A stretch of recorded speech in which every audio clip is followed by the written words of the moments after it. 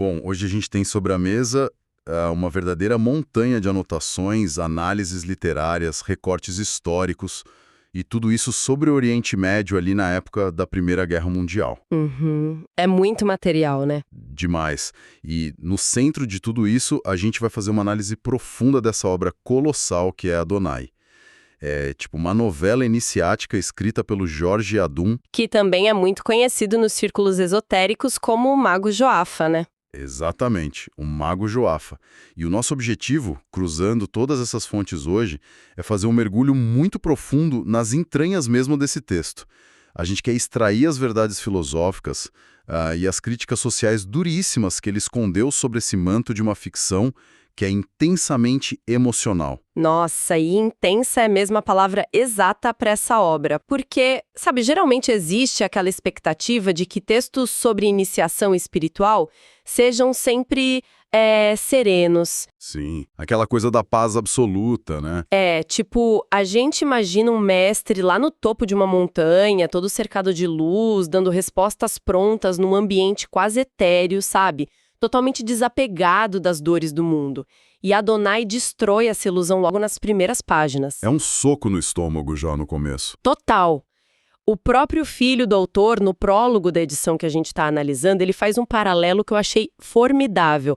Ele compara a atmosfera sombria do livro aos Irmãos Karamazov, do Dostoiévski. Cara, e essa comparação faz todo sentido quando a gente olha para o cenário que as fontes descrevem.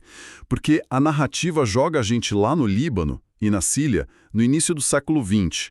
Só que as relações humanas ali parecem saídas de um passado ainda mais brutal, sabe? Quase bíblico. Sim, é uma opressão que sufoca mesmo quem está lendo. Sufoca muito. Tem uma frase no material que acho que define perfeitamente a tragédia social daquele lugar.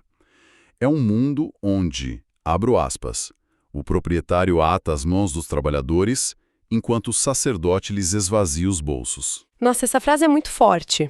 É a justaposição perfeita entre a tirania material, do dinheiro, e a tirania dogmática, da religião, né? Exato. O autor não faz aquela coisa de fugir da crueldade do mundo para poder encontrar iluminação. Muito pelo contrário, ele mostra que a verdadeira luz precisa ser forjada exatamente no meio dessa escuridão absoluta. E uma escuridão que é estrutural, né? Porque as leis sociais no livro funcionam sobre uma lógica totalmente predatória. Sim, tem até uma analogia lá que diz que a erva nutre a terra, aí o jumento come a erva, o leão devora o jumento e o homem caça o leão. Ou seja, a lei do mais forte na sua forma mais crua. Exatamente. As estruturas de poder são desenhadas exclusivamente para perpetuar o domínio de quem já está no topo. E é bem nesse moedor de carne social que a gente conhece os primeiros personagens centrais, como o João Bacal e a Maria. A história do João é fascinante, para começar. É incrível. Ele é um jovem extremamente pobre, e o pai dele, ali no leito de morte, não tem terras ou dinheiro para deixar. A única herança que ele consegue passar para o filho é a ciência, né? A instrução, a educação formal. Só que com uma condição bem pesada. Muito pesada. O pai exige que o João use esse conhecimento única e exclusivamente para defender os mais fracos contra esse sistema predatório. É uma herança que carrega um peso moral gigantesco. E o texto faz questão de testar essa moralidade bem rápido, né? O João logo entra em rota de colisão com o José Bey Harkuf. Que é meio que a encarnação da elite local. Isso, um nobre superpoderoso e temido. E o embate deles acontece no tribunal, o que é muito simbólico, porque o tribunal deveria ser aquele bastião da justiça, mas historicamente ali era só mais um instrumento na mão dos ricos. E a forma como a obra constrói essa tensão é brilhante, porque o João entra nessa disputa judicial e, contra todas as expectativas de um sistema totalmente viciado, ele vence. Ele prova que o nobre era culpado. O que é quase um milagre, dadas as circunstâncias. Mas, lendo isso, dá um certo conflito interno. Porque, pensa comigo, se a sociedade operava como um jogo de cartas marcadas, onde roubar um pão te faz um criminoso odiado, mas extorquir milhões através do sistema te transforma num grande financista super respeitado, como é que um jovem pobre, só com argumentos, derrubou um titã financeiro no próprio território dele? Então a mecânica dessa vitória pela lente da filosofia esotérica do livro Não é baseada numa falha do sistema corrupto. A vitória acontece pela força estrutural da própria verdade. Como assim? Explica melhor essa ideia da força estrutural. O argumento é que a verdade não é só um conceito moral abstrato, sabe? Ela tem uma arquitetura imutável. A explicação textual é maravilhosa, diz que o círculo não pode ser triângulo, do mesmo jeito que o ouro não pode ser cobre. Ah, entendi. É factual, não tem como torcer isso. Exato. Quando um argumento está apoiado inteiramente num fato inalterável, a mentira e a opressão perdem a sustentação. O Harcourt tinha dinheiro, influência, fazia muito barulho, mas a verdade tem uma solidez que simplesmente quebra o ilusionismo social. Sensacional. Só que, bom, a vitória do João acaba sendo um clarão isolado numa noite muito escura, né? Infelizmente, sim. A verdade ganhou no tribunal naquele dia, mas o sistema continuou moendo as pessoas. E a maior prova disso é o arco da Maria, que é de partir o coração. Nossa, a história dela é muito triste. Ela amava o filho de um lavrador, um amor genuíno, puro. Só que as regras da sociedade ditavam que casamentos eram, tipo, transações financeiras, onde o metal pisa nos corações, como o livro diz. Sim, ela é forçada a casar com um emir riquíssimo. E o espírito humano é totalmente triturado por essas conveniências. E a tragédia dela mostra justamente a impossibilidade de consertar aquele mundo só usando as leis dos homens. Ganhar um processo judicial como o João fez não muda a podridão da fundação da sociedade. Foi só um band-aid numa fratura exposta. Isso, e é exatamente esse o gatilho narrativo e filosófico que faz a transição da obra. Essa injustiça sistêmica empurra a história lá das planícies dos tribunais para as montanhas da busca espiritual. E quem faz essa travessia é o Adonis, que é o nosso protagonista, e que mais pra frente vai se tornar o Adonai. Exatamente, ele tem uma mente brilhante e rebelde por natureza. Só que a fuga dele não tem nada de romântica. Ele se envolve em conspirações políticas bem brutais com o Jamel Pachá e, de repente, está ameaçado de ser enforcado em Beirute. Ele foge para sobreviver mesmo. É instinto de sobrevivência puro.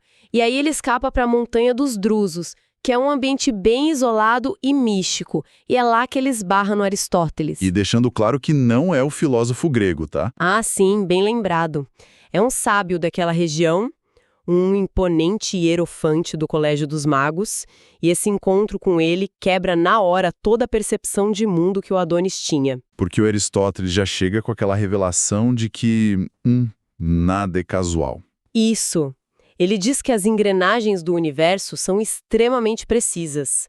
A dor das perdas lá no Líbano, a corrupção, a fuga quase fatal, tudo isso faz parte de uma teia muito maior. E ele introduz a lei da reencarnação, mas não de um jeito vago ou supersticioso, né? Não, de forma alguma.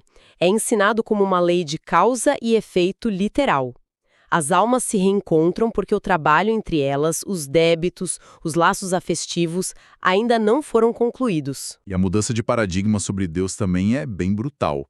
Porque naquelas religiões tradicionais do começo do livro, Deus parecia, sei lá, um monarca meio temperamental, um cara que fica irritado, castiga, e que a galera precisava bajular enchendo o bolso do sacerdote de moeda. É a visão clássica do Deus punitivo. Mas o Aristóteles ensina para o Adonis que Deus não existe com uma forma definida num trono. Deus ele é a energia cósmica, a vida que pulsa em tudo.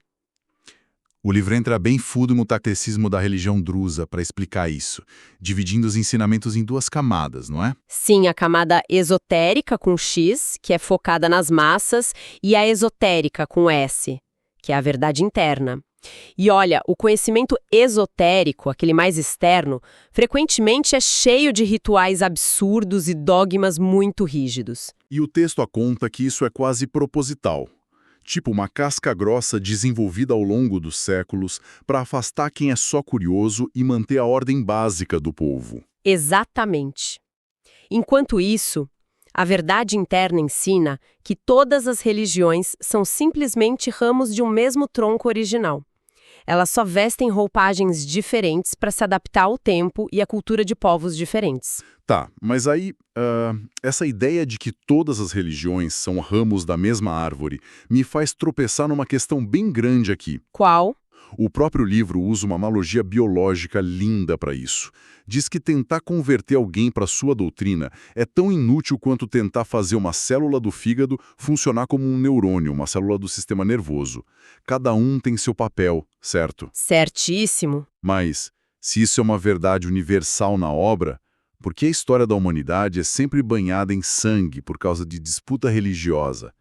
Se o tronco é o mesmo, por que os galhos tentam se destruir o tempo todo? É uma ótima pergunta. E a resposta que a filosofia do Mago Jefa propõe está na ignorância e na nossa fixação pela forma em vez da essência. Voltando para a analogia do corpo humano? Tá, as células. Isso. As células do fígado e do cérebro não entram em guerra num corpo saudável porque elas servem em silêncio a um propósito que elas nem enxergam, que é manter o organismo vivo. A tragédia humana começa quando os líderes religiosos ficam obcecados em provar que a instituição deles é a melhor. Entendi. É como se eles confundissem a placa que aponta para o caminho com o destino final. Perfeito. Quando uma religião tenta aniquilar a outra, ela age igual a um câncer. São células que esqueceram o bem do organismo maior só para multiplicar a si mesmas e o próprio poder material. Caramba! E isso joga a gente direto para o caldeirão das provas de fogo e da iniciação do Adonis. Porque entender que o cosmos funciona assim na teoria é muito bonito, mas viver essa transformação na pele é outra parada. É outra história completamente diferente. Durante o exílio, o Adonis passa um tempo na casa de um líder druso, o Jadalá Bey. E lá acontece o drama da Astaroth, a filha desse líder. Ela se apaixona perdidamente por ele. E o Aristóteles já tinha avisado, né? Que o teste final do Adonis não seria num livro antigo, mas no fogo da paixão. Exato. E essa paixão da Astaroth bate de frente com um muro de concreto de preconceito racial e religioso. Para os drusos mais conservadores dali, o Adonis era só um, aspas, miserável cristão, um forasteiro indigno. Um amor totalmente herético para os padrões sociais deles. Isso. E o peso de saber que esse amor era impossível consome a Astaroth.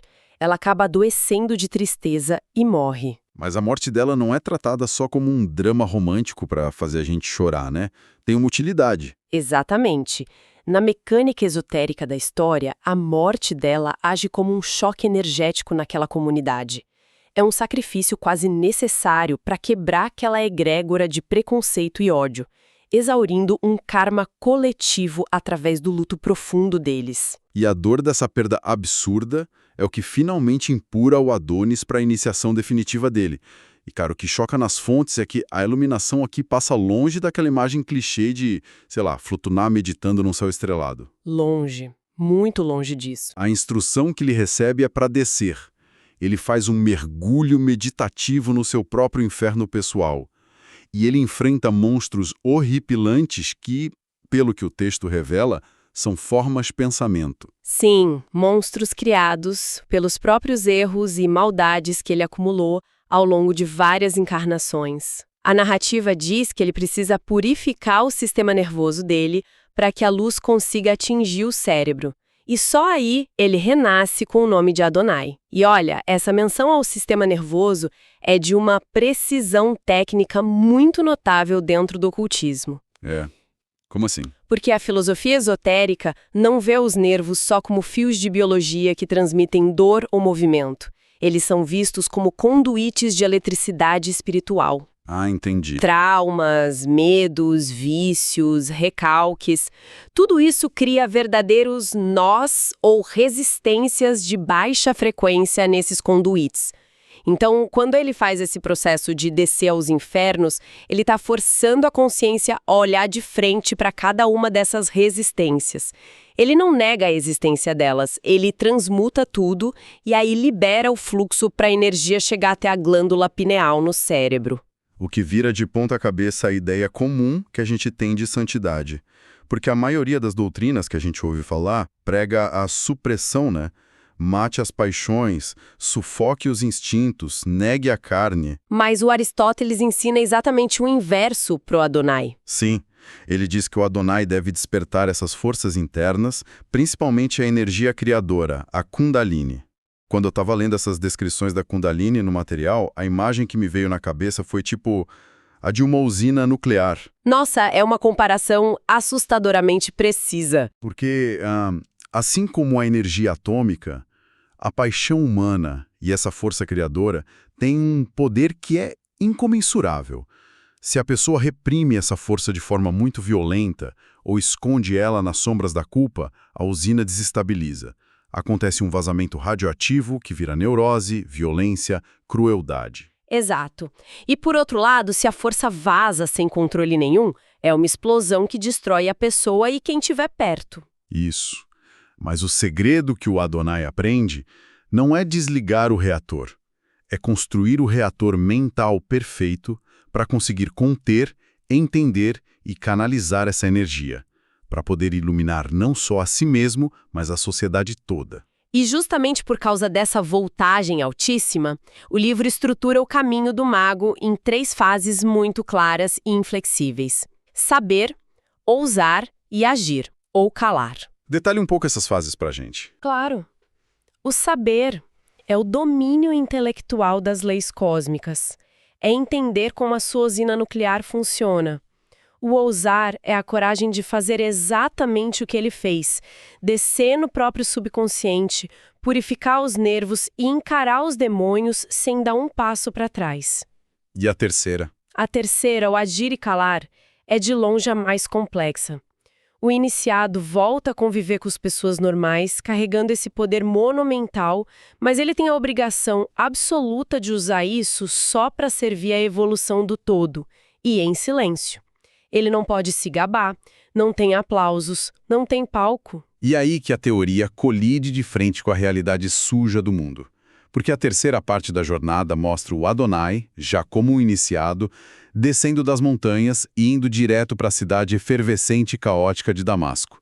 E uma das primeiras coisas que ele faz lá é arrumar briga com a fraternidade Sufi e os derviches. Ele vai, contudo, criticar o que o autor chama de virtude egoísta, né? E é uma crítica que bate muito forte até hoje. Sim, porque ele olha para aqueles místicos que passam a vida trancados em conventos, fazendo jejuns bizarros ou exibindo poderes físicos na rua. É, tipo comer vidro, ou mostrar que não sente dor cortando o próprio corpo.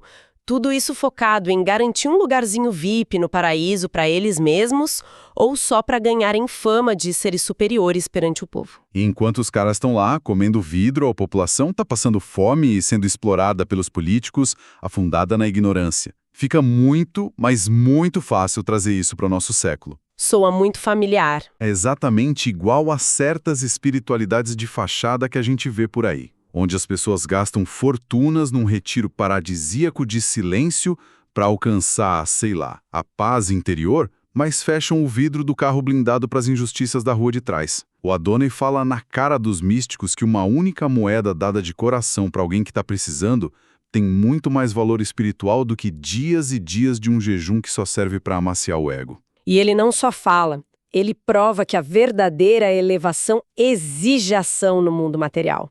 A atitude dele com a Maria prova isso. Ah, sim. O reencontro deles em Damasco é um ponto altíssimo da história. É, porque depois de ficar viúva do João Bacalhau e não ter nenhum tipo de amparo daquele sistema cruel, a Maria foi empurrada lá para o fundo do abismo social.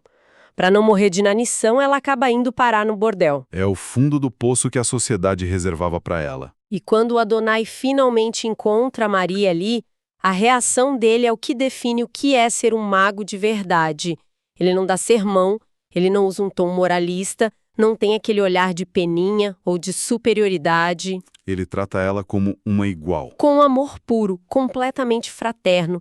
Ele tira o foco da moralidade oca e coloca na compaixão profunda. E essa proatividade dele não fica só na caridade ali do 1 para 1. O cara mergulha de cabeça na lama da política internacional. O livro detalha muito bem quando Adonai descobre um tratado secreto anglo-francês que basicamente ia trair e ferrar os árabes da região. E como ele tem o compromisso com a verdade, ele vai a público denunciar. Ele tenta alertar todo mundo, né? Tenta. E adivinha qual é a recompensa dele por tentar salvar as pessoas? Ele é demitido na hora pelo Emir Faisal. E aquele mesmo povo que ele estava tentando proteger se vira contra ele. Começam a chamar ele de traidor, de agitador, político perigoso, de louco de pedra. A dinâmica do poder não tolera a luz da verdade que ele tenta acender. E no meio desse caos, de tanta rejeição, ainda acontece a perda final. O velho mestre Aristóteles morre. E transfere a palavra final para ele. Isso nos últimos suspiros. Ele passa ao manto hierofântico. Então o Adonai herda não só o poder, mas um peso excruciante de responsabilidade total por aquele legado. Mas olha, sendo bem pragmático aqui, analisando a destruição que foi essa incursão do Adonai em Damasco, surge uma dúvida bem legítima sobre essa tal sabedoria. Lá vem, fala. Ele estava certo em criticar os místicos nas montanhas, mas ele resolveu entrar no meio de acordos diplomáticos, bater de frente com impérios e emires. E o resultado foi um desastre total. Ele perdeu o emprego, virou inimigo do Estado, destruiu a própria reputação e, pior, não conseguiu impedir o conflito. Então, jogar o iniciado no meio dessa lama política, no fim das contas, não resulta só em sujar a sabedoria dele de barro. Parece que o buraco negro do poder simplesmente engoliu o cara. Essa sua constatação toca bem na ferida mais dolorosa do caminho iniciático. Se a gente olhar só pelo lado prático, para o sucesso terreno dele, foi um fracasso catastrófico mesmo. Mas a obra exige que a gente olhe para isso usando a lei da evolução coletiva. Lembra da analogia das células? Lembro, claro. O mago não tem o direito de ficar num pedestal mantendo a própria roupinha branca e limpa, porque a evolução espiritual nunca é um projeto solo. A engrenagem universal diz que para você subir, você tem que puxar quem está preso lá embaixo. Entendi. Se a célula mais saudável e inteligente decide que só vai trabalhar para manter a própria paz, o organismo todo fica doente e morre. E quando o corpo inteiro morre, a célula super iluminada vai para o buraco junto. O Adonai não denunciou os tratados para fazer sucesso na carreira diplomática ou ser aplaudido. Ele fez isso para injetar a frequência da verdade num sistema que estava podre de mentira. Então o objetivo não era sair limpo, era limpar o terreno para os outros. Exatamente. O iniciado entra na lama sabendo que vai se sujar, sabendo que a opinião pública vai massacrar ele. Mas ele faz isso para desobstruir um pedacinho de caminho para as próximas gerações. Faz sentido. E chegando no final dessa nossa análise, a carga emocional que o mago Jefa botou em Adonai é um negócio avassalador. Não é um livro sobre vitórias fáceis ou prêmios. A trajetória do protagonista é puro luto e rejeição. O tempo inteiro. Ele sofreu a perda de amores viscerais, viu o sacrifício da Astaroth, ele viu o sistema destruir amigos incríveis como o João e a Maria. Ele teve que estraçalhar propriamente para encarar um inferno aterrorizante e queimar karma por karma. E quando ele estendeu as mãos limpas para tentar salvar o país dele, cuspiram nele e o exilaram. O caminho da sabedoria no livro é brutal, é trágico e desesperadoramente solitário. Mas é uma solidão que tem um propósito que ninguém quebra. O grande resumo dessa jornada toda, que é a conclusão do autor e que ecoa aquele impacto lá do prólogo, é um repúdio visceral contra qualquer tipo de fanatismo. Qualquer um, né? Material ou espiritual. Em cima do medo e da fé, a mensagem final não tenta colocar a religião do druso acima da do cristão ou o sufi melhor que o judeu. A essência de tudo é que as leis do universo convergem para uma trilogia: paz, justiça e elevação. O verdadeiro sábio não gasta energia cagando regras sobre como os outros devem viver. Ele vive essas regras, ele é o exemplo, e suporta o tranco, o baque das consequências, com estoicismo.